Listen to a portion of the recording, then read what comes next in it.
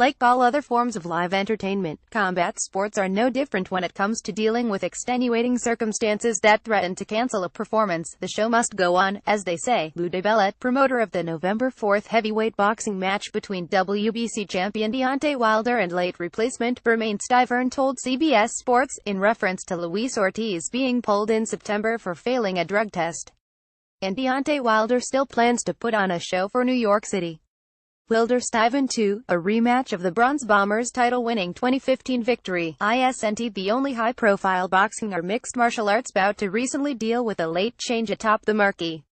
It's also not anywhere near epidemic level as of yet, but if you've watched closely the recent headlines, there does seem to have been a larger amount of fighters withdrawing because of injuries, drug issues or difficult weight cuts of late than in recent memory.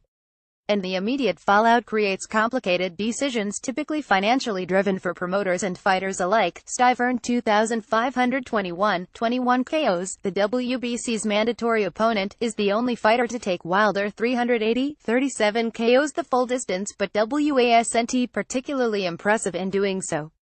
Because of that, Wilder and his team have spent an extensive amount of time and step-aside money to avoid the rematch and seek a more difficult and career-defining challenge.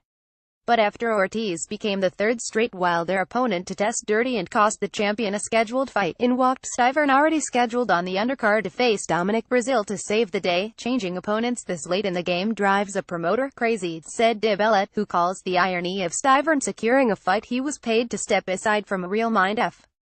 Not only is finding an alternative date at an arena like the Barclays Center a difficult prospect, so is forcing a fighter like Wilder, who is already coming off a 9-month layoff, to delay an expected fight purse until 2018. That doesn't even take into account Wilder's emotional turmoil, which included him posting numerous social media videos complaining about fighters being unwilling to face him on even terms. It saddens me. It makes me reevaluate my career, and it almost makes me lose the love for the sport of boxing, Wilder said during Tuesday's media teleconference. It's starting to sicken me, and I don't want to feel that way about the sport of boxing. It makes me rethink my career. Am I better off out of this sport than in this sport? The result has DiBella feeling uneasy. For Deontay, I'm worried. I'm a little nervous, and I'm sure he would tell me there's no reason to be nervous, DiBella said. But this is why November 4th at Barclays Center in Brooklyn, this is a real freaking fight, because Stiverne has nothing to lose. Zero. For him it's Christmas. For Deontay it's a disappointment of a night before it even starts. You have this big promotion coming, and then you are trying to sell a fight that you know in your heart is still dangerous. But look, there's a level that you are not selling the same fight. You are selling something that happened already. This will be Wilder's third straight fight against a replacement opponent. USATSI Showtime, which will televise Wilder-Stiverne 2, also had plans to broadcast unified heavyweight champion Anthony Joshua's title defense in Wales 1 week earlier on October 28, as a lead-in to a possible Joshua-Wilder pay-per-view mega-fight in 2018. But Joshua's mandatory opponent, former title challenger Kubrat Pulev, pulled out on October 16 with a shoulder injury. Joshua and promoter Eddie Hearn of Matchroom Sport were presented with a similar dilemma regarding what to do next. IBF rule allowed the next fighter in line to become the new mandatory, and Hearn ultimately cut a last-minute deal with number 3 rated Carlos Takam, 3,531, 27 KOs. For Joshua, Chapter 190, 19 KOs, there was never a thought in his mind to cancel the card once Pulev withdrew. Pushing his return off until the spring would have made it 1 year since his breakthrough knockout of Vladimir Klitschko in April. But he was very clear in communicating the dangers that need to be considered when switching opponents just 12 days out from a fight. I can't afford to lose, and I don't want to lose, Joshua said during last week's public workout in Sheffield, England. Boxing is a sport that's unforgiving in a sense that if Takam beats me, that loss will stay on my record for a lifetime. That will always be my legacy. It will not be, oh, he was a world champion, and he did well for the sport of boxing. No. It would be, he's 191. That's the new legacy, and I just don't want that blemish on my record right now. The fact that Joshua had spent more time in training camp focusing on improving his own weaknesses and building his strengths, as opposed to specifically tailoring his attack to Pulev, made the decision easier. But as the headliner and undisputed main draw on the card, there was more pressure and responsibility on Joshua to keep the show from folding than one might realize. From a fighter's point of view, you have to put the fight first, Joshua said.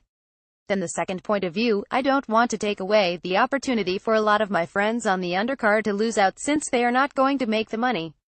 Then, you've got to think of the fans as well. There are so many people who bought hotels, took travel time and whatnot, so that's what I mean. Before I thought of myself, I was like, ooh. There are all these other people who have come out to have a good time and are depending on me. That's why I am really happy that the show will go on. Not just me, but a lot of people would have lost out on that night. Joshua felt the pressure to still show up and perform despite Pull of suffering an injury. Matchroom Boxing, in a precautionary hedging of bets, Hearn revealed he had made a deal with Takam's team even before Joshua entered camp for Pull of to enter his own training camp on standby should anything happen. According to DeBella, it's a fairly common practice. It's not unusual to have somebody in the background, DeBella said. Because, to be honest, Stiverne was on, and it's no accident that the Stiverne-Breazeale fight was on the same show. It's an insurance policy. You don't want the heavyweight champion preparing for a fight, and getting really close to a fight, and have the fight not go down. It's not so unusual to have somebody in your back pocket. With deeper undercards, UFC isn't as always dependent upon one name to keep a card afloat. Fighters had also been historically less likely to pull out or refuse replacements on short notice, sometimes out of fear for losing their spot, or in hopes of garnering goodwill from management as company men. A turning point of sorts took place in 2012 when Dan Henderson pulled out of his light heavyweight title shot against Jon Jones 8 days before UFC 151 after a partial rupture of his MCL. Jones was offered middleweight Chael Sonnen on short notice to save the card but refused after listening to advice from coach Greg Jackson that it would be the biggest mistake of his career. UFC president Dana White publicly tore into both Jones and Jackson, calling them sport killers. The promotion then cancelled the show and refused to reschedule it, making it the only lost card of the UFC's numerical system for big events, which is now at 216. It took more years before big-name fighters would consistently follow Jones' lead. Now, in the aftermath of UFC's $4 billion sale to new owners WME-IMG in July 2016, more fighters have been willing to take a stand, despite the still present criticism from White. Just ask women's bantamweight champion Amanda Nunes in July. The UFC's biggest problem of late has been difficult weight cuts threatening to derail big fights 24 hours before the card, the same scenario that befell Nunes at UFC 213 and Khabib Nurmagomedov at UFC 209. Lightweight Kevin Lee needed a second chance on the scale in early October at UFC 216 to save the main event, and admitted to nearly killing himself in order to do so. To attempt to curb those issues, UFC partnered with state athletic commissions beginning with California in June 2016 to move weigh-ins from Friday afternoons to the morning, giving fighters extra recovery time. UFC 216 also saw an extremely late injury bug take a bite out of Fabricio Werdum's PPV main undercard bout when rising contender Derek Lewis pulled out with a back injury just 3 hours before the fight. Werdum, a former UFC heavyweight champion, didn't find out until he entered the locker room and received a call from manager Ali Abdelaziz telling him the fight was off.